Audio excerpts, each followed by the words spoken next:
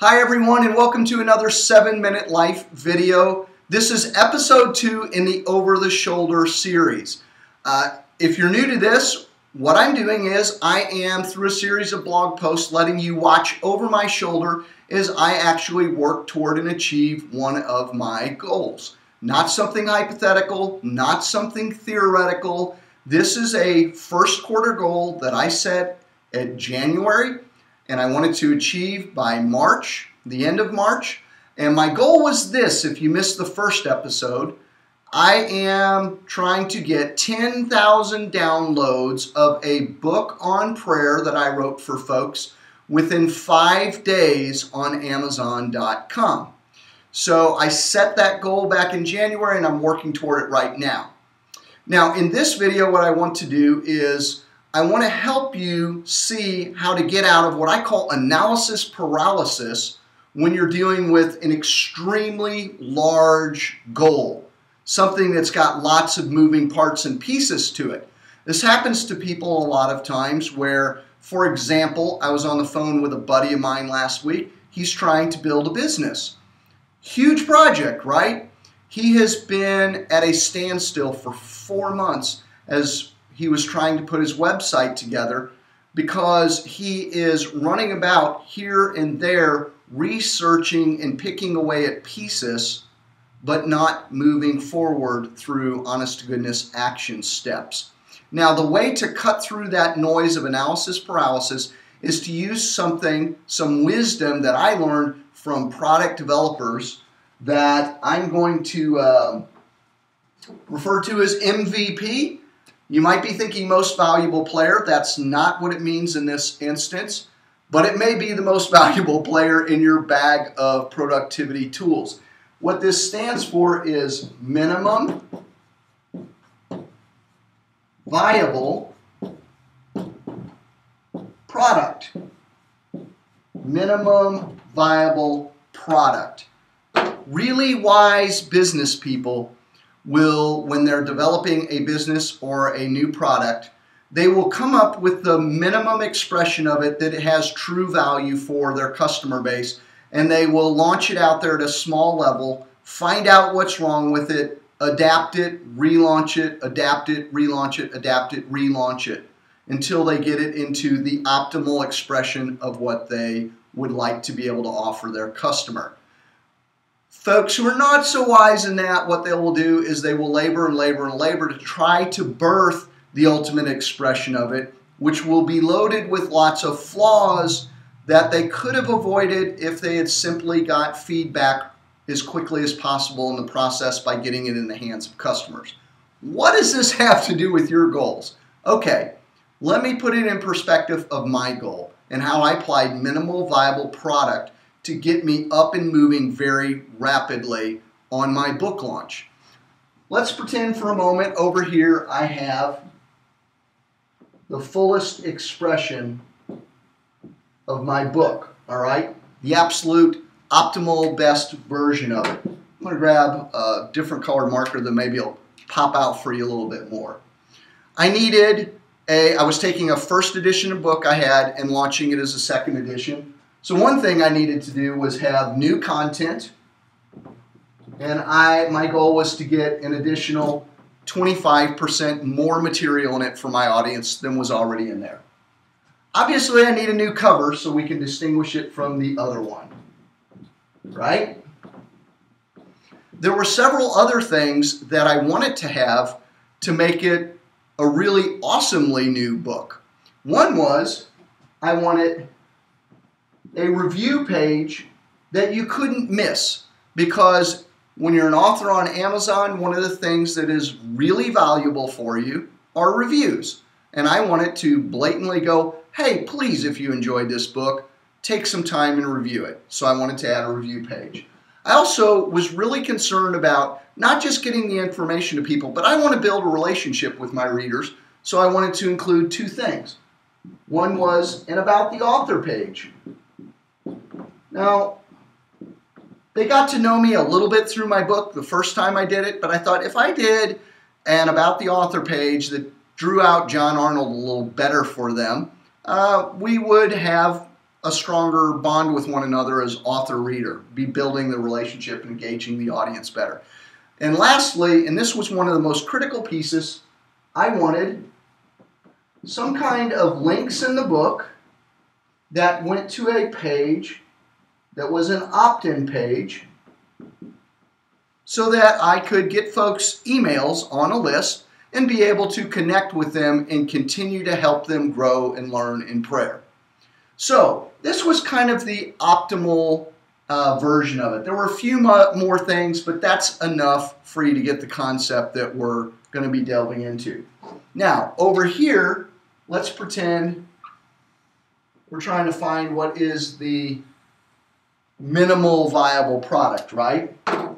At a minimum, if I'm going to release the second edition, it has to be different from the first. I could have picked some other number, but I had to, at a minimum, add some material. My goal was 25%, and I had to have the new cover.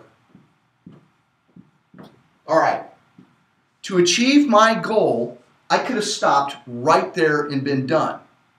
I didn't, but here's what I did. Here's where the wisdom of minimal viable product is so incredibly important. What I did was I pretended as if none of these other things existed, and I immediately put myself to work completely focused on these two things. And even within these two things, I tried to make sure I was kind of taking a minimal viable product approach to it. With the cover, at first I didn't do that. I started thinking through all this stuff. I thought, this is crazy. All I need is a cover that does a couple of things. One, it needs to say revised and expanded so people know there's more. Two, hopefully it has some great big badge or something that says second edition.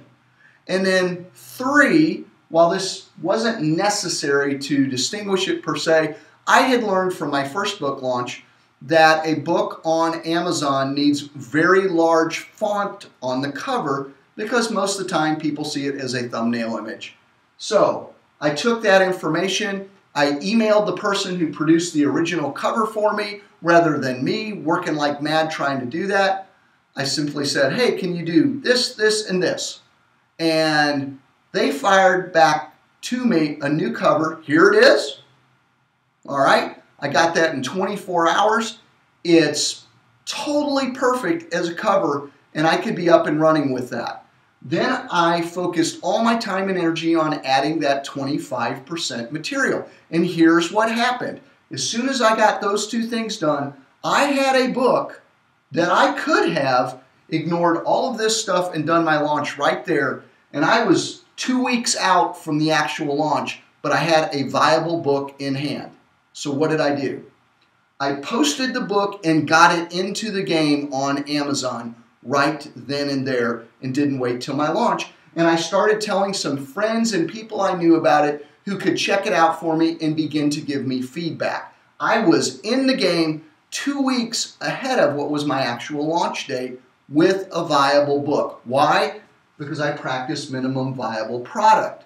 I could have been still sitting around researching what kind of opt-in page I should use, what was normative for review pages, where was the best place to put it in the book, I could go on and on and on with the things I could have lost myself in. Instead, I ignored all this, cut to the meat of what was the nutshell, viable version of what I needed, got it up and online. Here's a cool thing that happened. I actually had sales of the book before my launch ever came up. So before I was even ready to launch the book, I started getting sales on the book. And because I had made changes to the book, Amazon took and moved me up a little bit in the listings on their page. So really wise for me to jump in and do this. A lot of times we just need to get in the game, but we're running around mired down in all this. Now, once I had this, very quickly I'll finish this up and I'll give you some other examples. We'll call it quits. I took one of these other pieces at a time and I began adding them in their most minimal expression. So I add a review page. Once I add the review page, What do you think I did? Did I wait and start messing with this stuff again? No. Immediately, you upload it again, and now I have a better book that's online. It takes a click of a button for me to upload a new version. And then I bounced back and forth with these until finally I had my ultimate expression of my book online. And I did it several days prior to my launch. All right? I honestly think here I'm 2 weeks past that launch date. I would still be messing with trying to get that book done if I had not diced it down into the minimal viable product I needed to get in the game, acted on it, and then with each one of these things, optimize, optimize, optimize, optimize. Take my minimal viable product, which was this actually, guess I could take that off there, and then optimize each one of those things. So what does that have to do with maybe one of your goals? Let's think about that for a moment. Let's say, for example, one of your goals is, I want to become a photographer.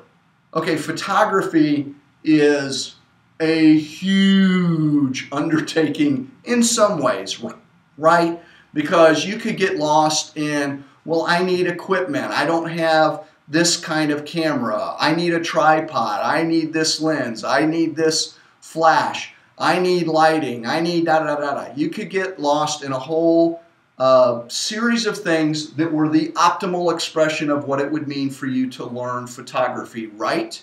Okay? A minimal viable product kind of mentality step would be to say, okay, I don't have any budget, I don't have any gear, I'm going to go to the library or I'm going to get online and I'm going to learn some basics of photography. I'm going to run around with my camera and start taking pictures and learn about composition. You just get in the game, right? Okay, you get in the game and you start taking those pictures, and then maybe you sit down with a buddy who's a photographer and say, hey, what can I do to do this better? And then maybe you can't afford a camera right now, but maybe you've got a friend who out there is an avid photographer, and you say, would you take an afternoon with me and let me take some pictures on your camera and show me how to use it, because I'm really thinking about buying one of those. All right, you don't get lost in all the things you could do to be in that ultimate expression of what you want to do and be. You find out what is the minimal viable action step you can take right now that gets you in the game and starts you moving toward your goal. So, all right, I'm going to wrap it up with that. I'm sure you could think of lots of examples. Throw one last one in there. Let's say you're working on health.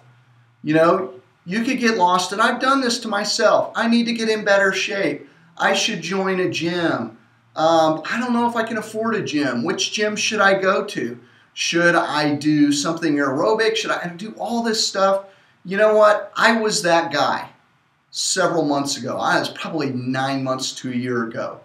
And finally I said, forget all that. I have 2 legs. I have 2 feet. Minimum viable product of exercise for me. I'm going to get up in the morning and I'm going to go for a morning walk for 30 minutes. I now belong to a yoga studio, and about 4 days a week I do hot yoga and absolutely love it, and it's really hitting my health in a positive way, but I can guarantee you I don't think that I would have done that if I hadn't started by walking, my minimal viable product expression of that goal. I guarantee whatever your goal is, there's probably a minimal viable product expression of it. If you can't figure it out, if you can't think of it, put a comment below, and maybe as a community we can help you out. I'll look at it and I'll try to think about if I can figure out some way to tell you, hey, what if you just did this to get started? I'll throw that out there for you. I would love to hear what you're working on or what you see as a minimal viable product for your goal. So that's it. I need to wrap it up. I'll be back to you soon in another video. We're going to look at, I believe in the next episode, I want to talk to you about outcomes and our goals, our outcomes, and metrics. How do we stay motivated? How do we know we've achieved our goal? And what if we don't make our goal, right? That's a big issue, but it's a good thing that we can learn from. So, bye. Bye now. It's been great to talk to you, and I can't wait to hear from you. By the way, if you enjoyed this, subscribe to our YouTube channel or like us on Facebook. We're all over that social media stuff, and we would love to connect up with you. Catch you in another video soon. Bye now.